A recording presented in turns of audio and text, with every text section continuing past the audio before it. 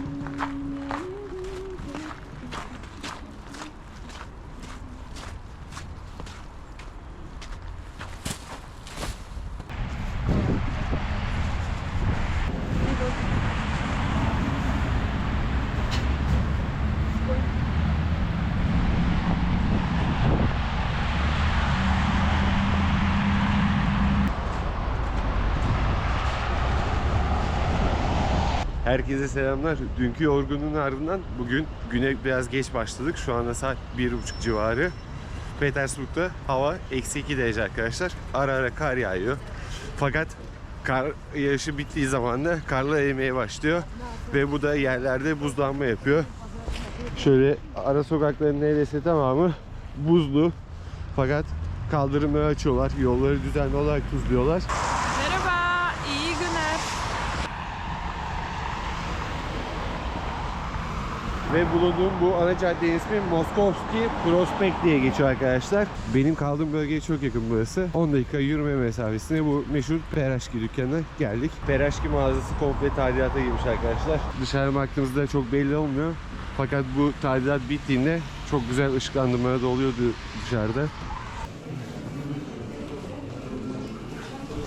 Her zamanki gibi sıra var burada arkadaşlar. Geçen sefer geldiğimizde çok sıra vardı. Bu sefer de öyle. Güzel.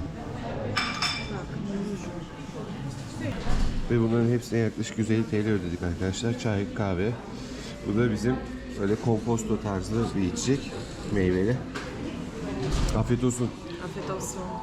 Mantar, peynir, kaşar, sosisli.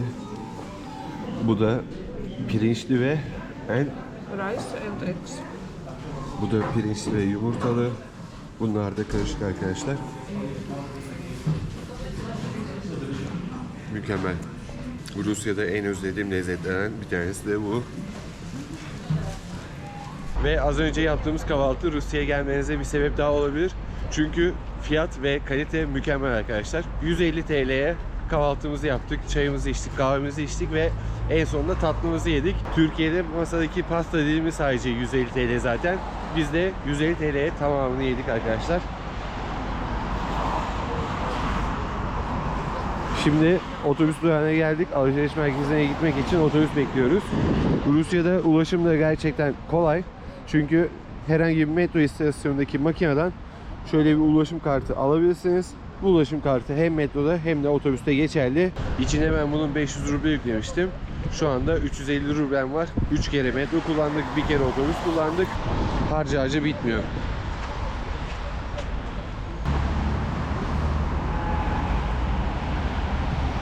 Alışveriş merkezine geldik. Sol taraf Ligoski Caddesi. Geldiğimiz alışveriş merkezinin ismi de Galeria Shopping Center diye geçiyor arkadaşlar. Petersburg'un en büyük alışveriş merkezlerinden bir tanesi bu aslında. Ulaşımı kolay ve birçok ünlü mağazayı içinde barındırıyor. Biraz burasını gezeceğiz ve birkaç ürünün de fiyatını göstereceğim size. Mandalina istiyor musun? İstemiyorum, teşekkür ederim. Sabun. This is like soup. Huh? No, this is candle. Candle. Mummuş. Pardon. Ben sabun zannettim de. Look, I think it's candle. Buradaki her şey mum arkadaşlar, bakın.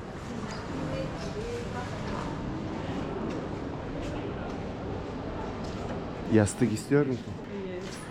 İstiyorum. Çok güzel yastıklar var burada.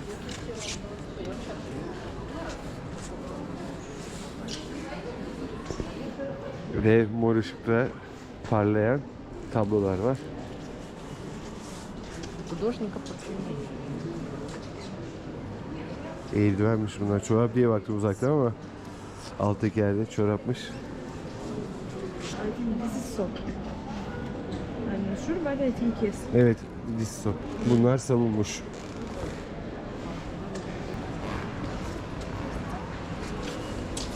Chocolate. Ve alışveriş merkezinin ilk katında ünlü ve pahalı mağazalar varmış arkadaşlar. İkinci kata çıkınca biraz daha uygun fiyatlıya geçiyor. Hatta şöyle örnek vereyim size. Şu Make mağazası aslında Zara'ymış. Fakat boykottan sonra, savaş boykottan sonra Make olarak değişmiş Zara ismi. Az önce size gösterdiğim Zara mağazası gibi isim değişikliğiyle birçok marka aslında satışına devam ediyor. Starbucks'lar yok ülkede. Star Coffee var. En basit örneği bu.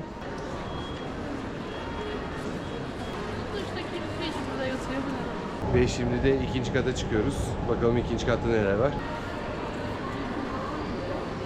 Bahsetmiştim size, Starbucks yok. Stars Coffee var arkadaşlar karşıda. Şurada Vans marka ayakkabı satan bir mağaza var arkadaşlar.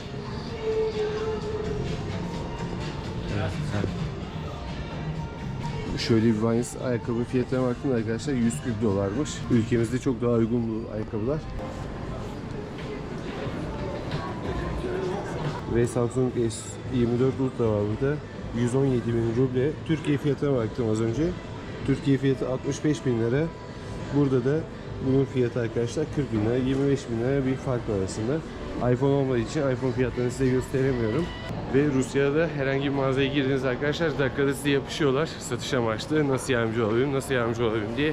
Girdiğimiz ikinci, üçüncü mağaza bu. Hemen birisi geliyor size ne alacağınızı, neye baktığınızı soruyor.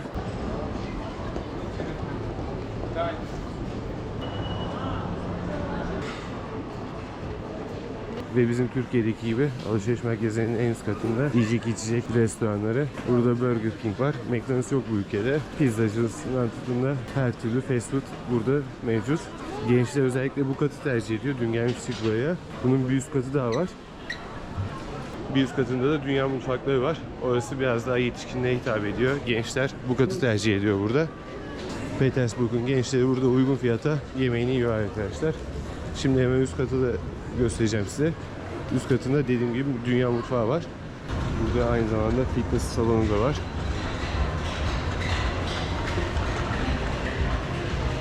Burada Vietnam mutfağı var. Ürdün mutfağı var.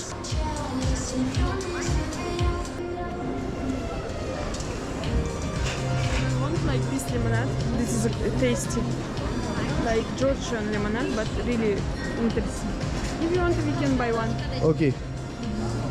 Limonat alacağız şimdi. Limonat. Feijoa, this beer or cream, like cream. Not krem. This one. Yes. This is good. Tamam. Bu Gürcistan'ın bir içeceğiymiş arkadaşlar. Alkolsüz. Şimdi bundan deneyeceğiz. Спасибо.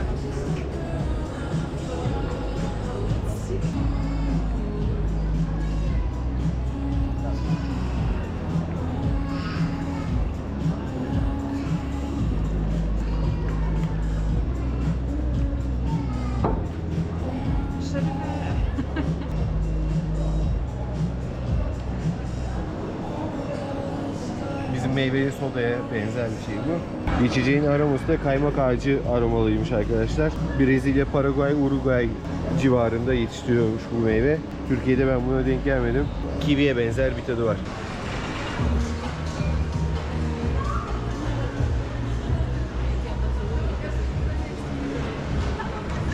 Ve tabii Rusya'da kışın en çok yapılan aktivitelerden bir tanesi arkadaşlar bizim gibi alışveriş merkezi ziyaret etmek. Çünkü insanlar biraz da buraya ısınmak için geliyor. Saat şu an Petersburg'da 4.30, hava karardı bile arkadaşlar. Günler bu yüzden çok kısa. Kışın gündüz çok zaman geçiremiyorsunuz ve gündüz zaman geçseniz bile güneşsiz oluyor %90. Bu yüzden kışın buraya pek turist gelmiyor. Zaten Rusya'ya da çok turist gelmiyor ama kışın tabii çok daha azalıyor bu sayı. Ve kışın buraya geleceklere en büyük tavsiyem şurada arkadaşlar. Ayağınızdaki ayakkabının, botun her neyse kaymaması gerekiyor. Çünkü her yer buzlu ve kaygan. Tabii yürürken de çatı altlarından çok yürümüyoruz. Çünkü çatıdan da her an kafanıza buz düşebilir. Genelde o buzlar böyle sarkıktan düşüyor ama çatıdan da düşme ihtimali var tabii. Ve Petersburg Belediyesi arkadaşlar gece gündüz çalışıyor. Burada karları topluyorlar, götürüyorlar. Bu yüzden yollar sürekli açık. Bu adamlar kış boyunca durmadan çalışıyor arkadaşlar. Bir yandan kürekle topluyorlar, diğer yandan kamyona yüklüyorlar. Hava karardığı gibi de kar yağışı başladı burada. Dün akşam da çok güzel yağıyordu. Bu gece de başladı.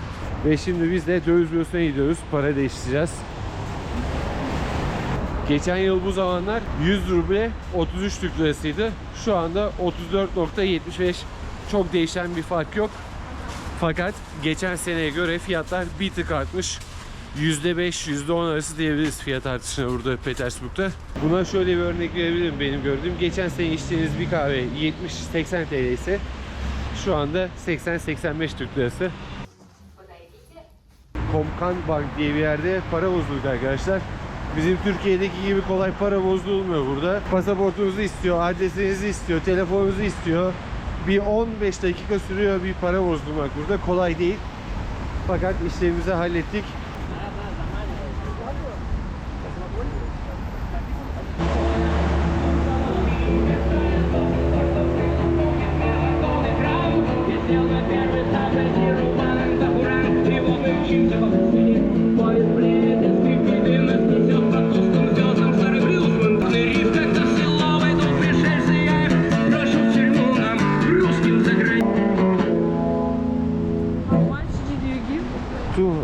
Ruble.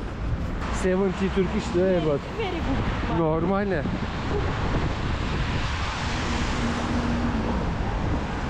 Also he think about foreign people, but I don't Yes. understand what. Me too.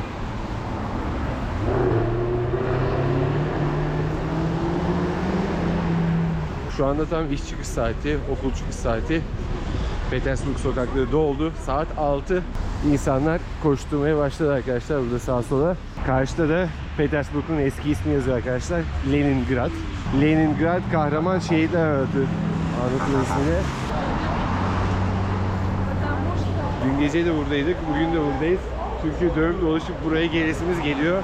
Şimdi bir şeyler içmek için bir kafeye gidiyoruz arkadaşlar. Daha sonra gezmeye devam edeceğiz.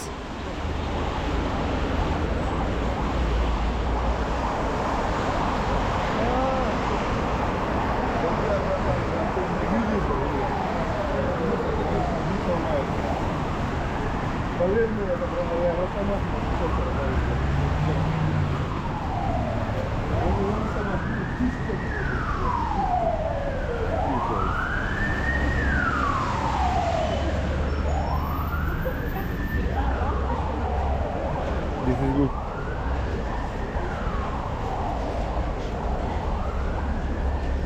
Kesinlikle tavsiye etmiyorum ama burada da elektronik sigara serbest arkadaşlar. Şöyle elektronik vazol aldım. Şunun fiyatı 500 lira.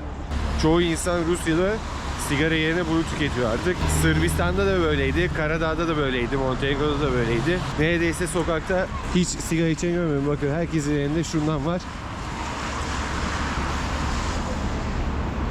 Yol üstünde tanıtım amaçlı çay ikram ediyor arkadaşlar. Güzel bir hanımefendi. And spasibo большое.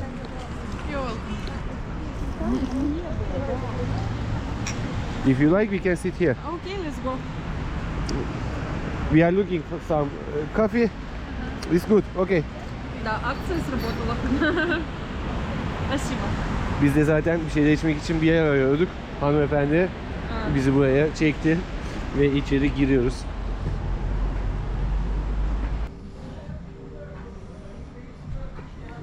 Bu da Rusya'nın en popüler lezzetlerinden bir tanesi. İsmi dranik arkadaşlar. Öyle elimizle yiyoruz. Çatal bıçağa gerek yok. Sıcak servis edildi. Üstünde balık var, krema var ve hafiften bir yeşillik koymuşlar. İçi de patates püresi tarzı. Afiyet olsun. Teşekkür ederim. Çok sıcak. Dikkatli ol. Teşekkür ederim. Ben de. Sende. Sen de. Do you want to try? Later. Sonra. Sonra. Vera'ya öğretemediğim tek şey afiyet olsun dedikten sonra sen de ben de gibi şeyler bu konuda çok zorlanıyor Türkçe'de. Ne zaman sen de diyeceğini, ne zaman ben de diyeceğini şaşırıyor. Yavaş yavaş öğrenecek. Petersburg'un en güzel caddesinde şöyle bir kahve arkadaşlar. 75 Türk lirası. Burada hem ısınıyoruz, hem atıştırıyoruz, hem de telefonlarımızı şarj ediyoruz. Şöyle 3 parça drink'in fiyatı 125 Türk lirası arkadaşlar.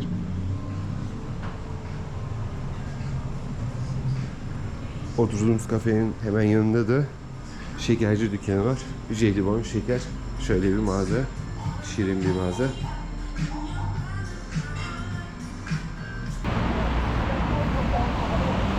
Çayımızı kahvemizi içtik. Nevski Caddesi'ne biraz yürüyeceğiz.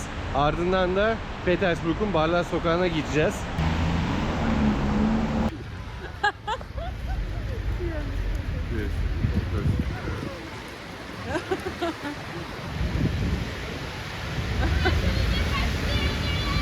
О, с днем рождения!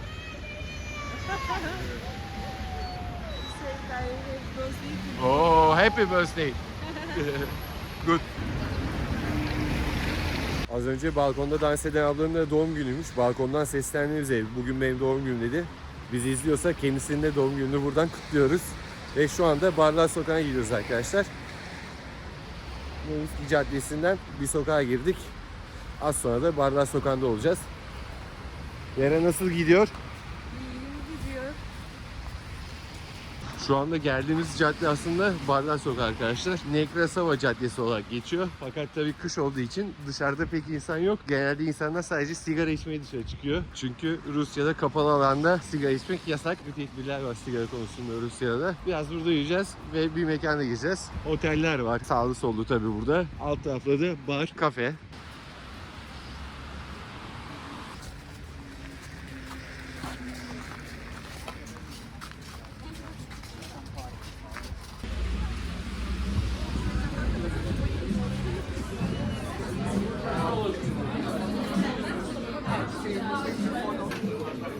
И вот это вот, я такая, я и Настя себе всю эту историю. İki tane shot aldık buradan da. Biri tekilalı, biri narlı, tatlı. Na zdоровье. Good. Do you like it? Взаимно. Спасибо, пока.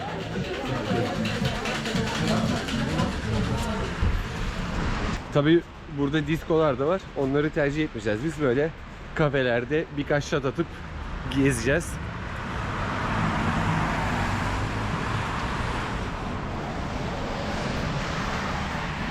Şimdi caddenin diğer tarafında başka bir bara geçiyoruz. Tabii Vera buraları daha iyi bildiği için tüm tercihleri o yapıyor.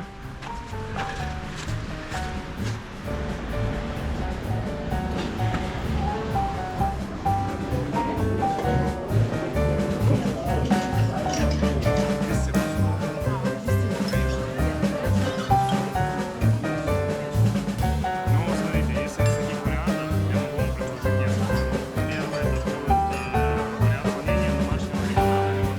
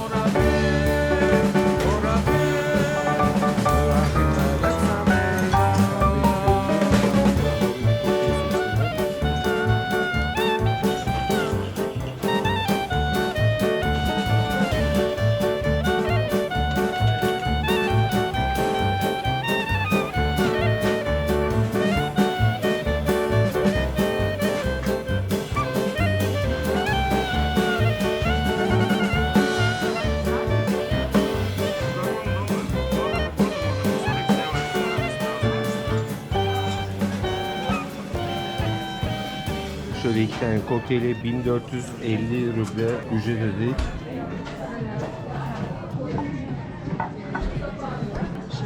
Şerefe. Arkadaşlar burada şöyle bir sistem varmış. QR kodu okuttu vere burada masadaki ve QR kod ile garsona ya da barmene tip yollayabiliyor musunuz?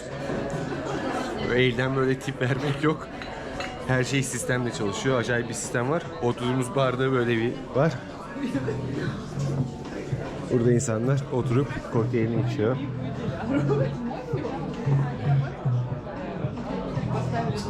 Kokteylimiz de gayet lezzetli bu arada. How is it Vera?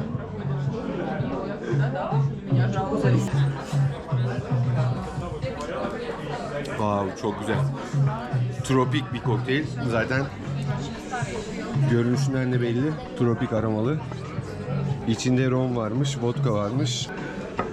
Mekan da gayet güzel zaten. Geldiğimiz barın ismi de Endless Summer Bar. Bu tarafa yolunuz düşerse uğrayın arkadaşlar. İçeride pek erkek yok. Acaba dedim erkekleri almıyorlar mı başta ama öyle bir şey yokmuş tabii ki. Şimdi başka bir yere geçiyoruz arkadaşlar. Burada daha fazla genç var. Burası kalabalık geldi gözümüze. Burasını da bir deneyelim. Bunlar buraya yazıyor. Kapıyı çekerek açınız, iterek açınız diye ama ben bir şey anlamadığım için burası biraz daha hareketliymiş. Too much müzik. Oh, full. Yes, but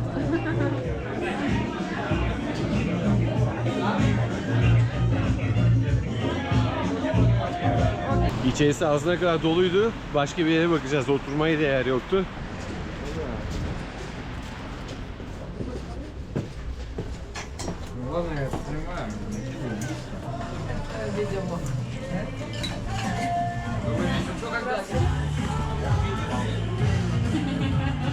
Burası da biraz sıcak bar tarzı. Normal yani. Здравствуйте. А можно посмотреть меню? Да, конечно. Also, we can eat something. Do you want eat? I don't want, but you didn't eat.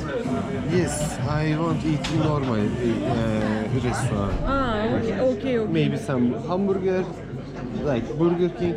Okay, maybe enough. Drink? Okay, let's go. Let's. Okay. Спасибо.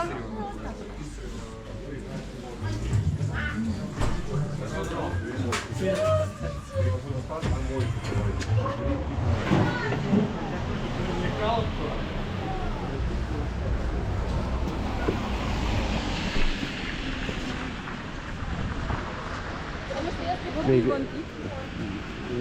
Same. Oh, they have. Ну, раз нашли, видимо, нет. Нет? Ну да. Лучше И бы такое бывает, да? освежители вам посоветуют купить. Ну, я не знаю, тут нужно...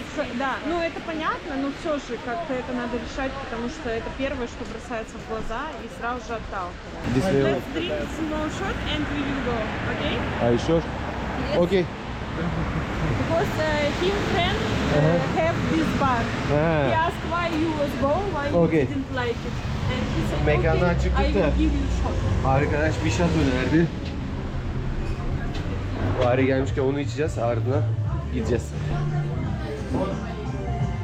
Случайно, пока вышли курить, тут зашли блогеры и что Привет. Ну а как вы думали? Тут не просто ж Бесплатный так. выход платный. Конечно.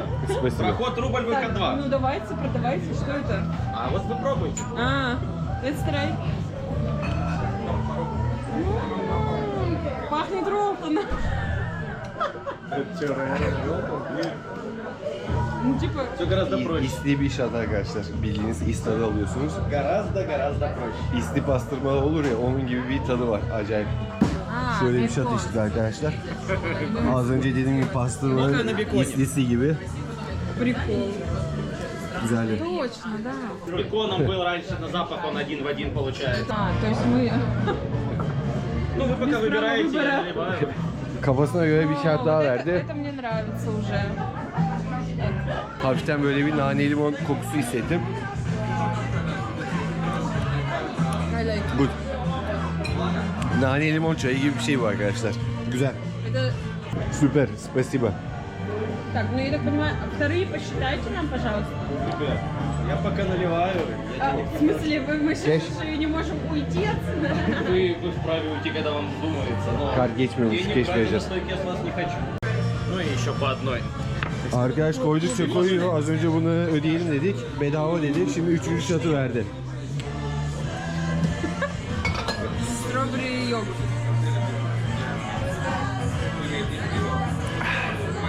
Meyveli yoğurt gibi. What is it inside alcohol?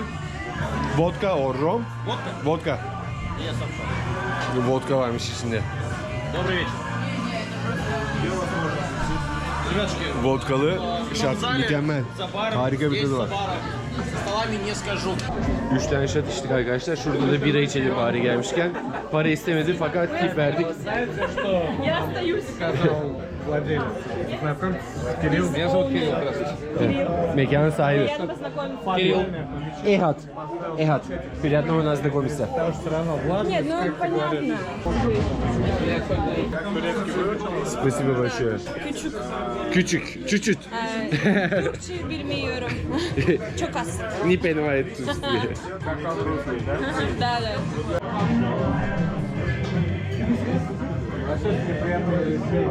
Нет, это просто всегда так. Мы подумали, что нам хватит. Но в соседнем купе были очень громкие пьяные ребята. Да-да-да. Были все шансы, нет, не пришлось выкручиваться, я попробовал честный способ бесконфликтно объяснить. Burada patronla arkadaş olduk. Masaya habire şat geliyor arkadaşlar. Şimdi yine az önce içtiğimiz şattan geldi ikram. Bayağı muhabbet oluyor burada. En önemli konuyu size anlatıyorum. Vera'ya sordular. Türkiye'de çok eşlilik var mı? Vera dedi yok. Fakat onların gözünde Türkiye'de çok eşlilik serbest arkadaşlar. Öyle düşünüyorlar. Ben de bunun olmadığını anlatmaya çalıştım. Ve arkadaşlar burada şöyle bir uygulama var. Google Maps. Onların kendi uygulaması 2Gix'te herhangi bir yorum yaparsanız onlar size bedava şat ikram ediyor. Böyle bir uygulama da var. Arkadaşlar yedik içtik sadece bizden 350 TL hesap aldılar. We paid just for one beer and two shot. Sadece 2 şat ve 1 bira parası aldılar. First time we drink at 3 and after 2 more. Totally 10, but Yes. paid just for 2. Yes. Why we drink free? Say mi? Him friend, when we will go, asked, why are you going? What you didn't like? Yes, I sir. asked, not good smell, good atmosphere, but we understand. No, we don't want sit here. Just this, it's pretty place, but we decided, okay, we can choose other place. But he said, okay, I will give you shot. I will pay. This is gift. Yes. I said, okay, let's go, let's try. But after barman give 3 shots free. Yes. Do you understand Yes, yes. this? And after we sit it together, and when I asked bill, they said just beer and 2 shots. After other gift. İçerisi kötü kokuyordu aslında. Biz de oturmamaya karar verdik. Ve dışarıdaki arkadaş dedi, buyurun gelin ben size şat ısmarlayayım o zaman madem gidiyorsunuz gibilerinden. Daha sonra toplamda 10 tane şat içtik. Hepsi alkollüydü, yüksek alkollüydü. Sadece 2 şat ve 1 bira parası aldılar bizden. Let's go. Burası kapanıyor ve ondan sonra alkol satışı yasak Rusya'da. Bu yüzden markete geldik. Alışverişimizi yapacağız ve ardından Добрый вечер. doğru вечер. Ve ardından eve gideceğiz. Ve yolluk olarak kendimize 399 rubleye sadece 138 TL'ye Jägermeister tarzı bir Rus likörü alıyoruz arkadaşlar. Similar. Rusya'da alkol gerçekten sudan ucuz. Bakın arkadaşlar. Hoegaarden markanın biranın fiyatı 85 ruble, 30 TL'ye yakın. Öyle Fransız kadar. Alman birası 35 Türk lirası. Bakıyorum başka Türk birası var mı? Genelde Tuborg oluyor buralarda. Green Beet. Tuborg'la aynı şeye sahip. 73 ruble. Bu da yaklaşık 27-28 Türk lirası. Sudan ucuz dedim. Hemen size suyun fiyatını göstereceğim. Bir litre suyun fiyatı da 60 ruble civarı. This taste is champagne. Şampanyalı Lay's arkadaşlar. Ben şok. Gerçekten. Aynen. we will Aynen try. şok. Tabii ki. Bunu da deneyeceğiz. Okay, let's go. Поменяйте, пожалуйста, Да, штрих-код конечно. какой-то помятый. Vakum olmamış. Bu diyor bozuk olabilir. Hemen değiştirdik. Uyardı bizi. Вроде нормально выглядит.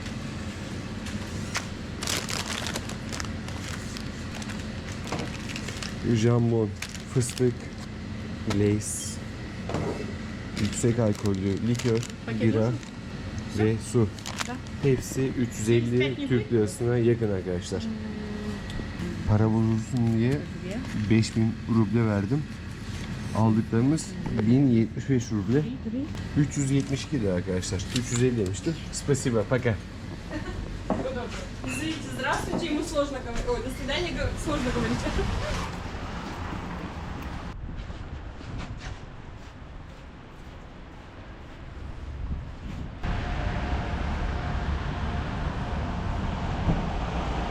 Ve döndük dolaştık. Yine Nevski Caddesi'ne geldik arkadaşlar. Kapanışımızı Nevski Caddesi'ne yapacağız.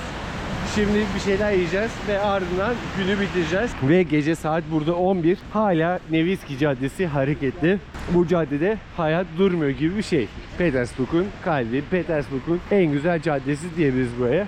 Zaten Petersburg'a geldiğinizde kendinizi bu caddede bulacaksınız. Bundan emin olun. Yazın ve kışın hava şartları ne olursa olsun bu cadde hareketli. Şimdi alışveriş merkezine geldik. Burada yemeğimizi yiyeceğiz. Ardından da evimize gideceğiz.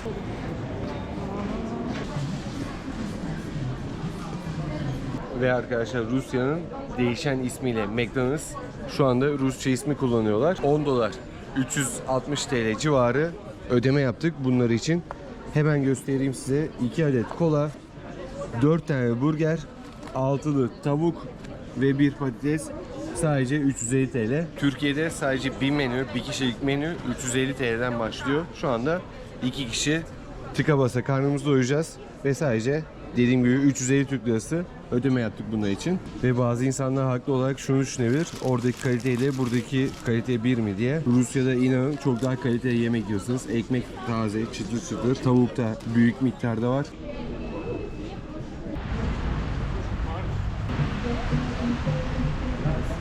Petersburg'a hoş geldiniz. Kanalımıza abone olun lütfen.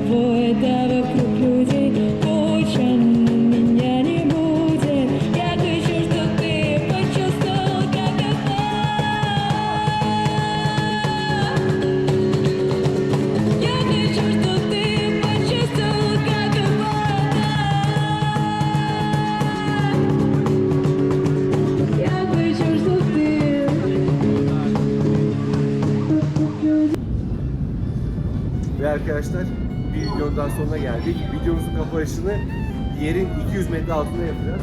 Çünkü metro istasyonu in bitmiyor. Yaklaşık 2-3 dakika sürüyor bu merdivenlerden metroya inmek. Bir sonraki videoda görüşmek üzere. Beni izlediğiniz için teşekkür ederim. Kanalıma abone olmayı unutmayın lütfen. Kendinize iyi bakın. Hoşça kalın. Hoşçakalın.